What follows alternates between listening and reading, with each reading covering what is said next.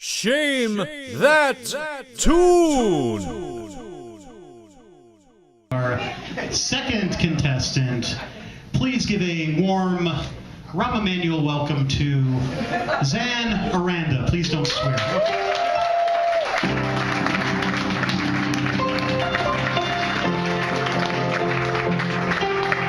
Okay, give that wheel a good spin. Audience, shout what you hope comes up on the wheel. Here we go.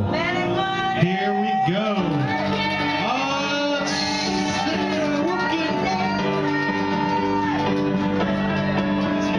What could it be? It's Manic Monday. Who's ready to get bangled? All right, so Xan, you have 3 minutes to tell your story. On your mark, get set, shame. I'm going to read this. In the year 2000, my boyfriend and I left San Francisco and spent 6 months in China while he interned at a hospital. I'd backpacked through Europe and worked in Mexico before, but I'd turned, before I even turned 20, but China was like a whole other planet. I was crazy for our town. People were shoving and cutting in line all the time, and they had very ardent friendships and then red-faced like slap fights and stuff. Beautiful babies would piss in the streets all the time. Everyone was welcome to stare or fart and belch or snot in public, and I loved it very much. China was and probably still is, for all we know, the awkward truth to me. On the street, we'd often hear a really quiet, like, hello, just after someone passed you, like they were trying it out, and I thought that was the best. It'd always be like, hello. So many hellos, and I just thought that was like the warmest place in the whole world. I was an English teacher, which was frustrating, but I also had a really fun time with my students. 6 months in China, towards the end of it, had really helped me get over a lot of tough times I'd had back at home, and as it came time to go back home, I had a lot of anxiety about leaving. But during my final weeks, China kind of bullied me a little bit, and I thought it was kind of cool. At my favorite breakfast cafe, someone's tried to steal my wallet, pretty standard. Pollution gave me a bad cough. Autumn came and my skin turned gray. It was very weird. It was the pollution. And a friend of a friend got me a quick gig helping some students prepare a musical performance for their parents, and I was really excited about it. Our city was a developing city of 4 million people, and it was centered around a gigantic statue of Chairman Mao, which is very standard, and then out from Chairman Mao are ring roads, and so the bigger the city, the more rings around Mao.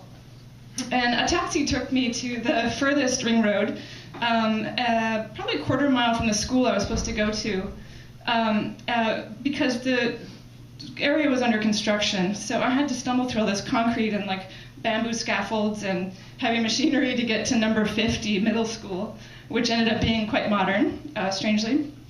And in a rehearsal space, I corrected the pronunciation of about 100 preteens as they sang from American musicals, including The Sound of Music. And we had a really good time until the music director hands me this piece of paper. And she says, she says to me, "This is your part." And this is the real piece of paper. It says, "Edelweiss, Edelweiss, every morning you greet me. Small and white, clean and bright, you look happy to meet me. Blossom, snow me, you bloom and grow." Like, I'm not singing that. And I let her know, like, I'm not gonna sing with you. And she assures me, like, this is not difficult. Like, everybody sings. Like, and she was right, public singing was really no big deal in our town. Every night in my neighborhood, restaurants were filled with people just like belting out like a sweaty one, like after dinner with their friends. And I really admired this very much. I secretly sang very often in private. I had a CD in my car labeled "Sangin'," and I was deathly afraid of singing in front of anyone, much less like in public. So as the director demonstrated how easy it would be, she would like fling her arms out. Like, I lectured myself within. I was like, "You love to sing, man. Like, everyone here's a stranger. Like, you've never been more anonymous in your life. Like, nobody has to know. Like, get into it." And then I was like, and somebody's like, "Taboudon," and I was like, And that means chi, ta, doesn't, bu, understand, dong. Ta, bu, dong. And I understood completely. Ta, dong. Like, pent against my will, like, I'm not gonna be your monkey, like, I'm not doing this. You know, it's so stupid. And I got out of there really fast. I refused payment. I was like, hey, thanks, I gotta go, sorry, you know, didn't get what you wanted. And I'm like stomping back through all this construction mess, looking for a taxi, and I hear somebody yelling like, hello, hello. And a guy like 300 feet from me, I can still picture him, is standing on a moving tractor, driving the tractor, yelling at me, rumbling like towards exposed rebar and chaos and like lumber, and waving and smiling and just going like, hello! And it was like the best hello I'd ever heard in my life. Also, it let me know like how much of a turd I was. Like, I just ditched a bunch of middle schoolers, and this guy's like risking his life to say hello to me.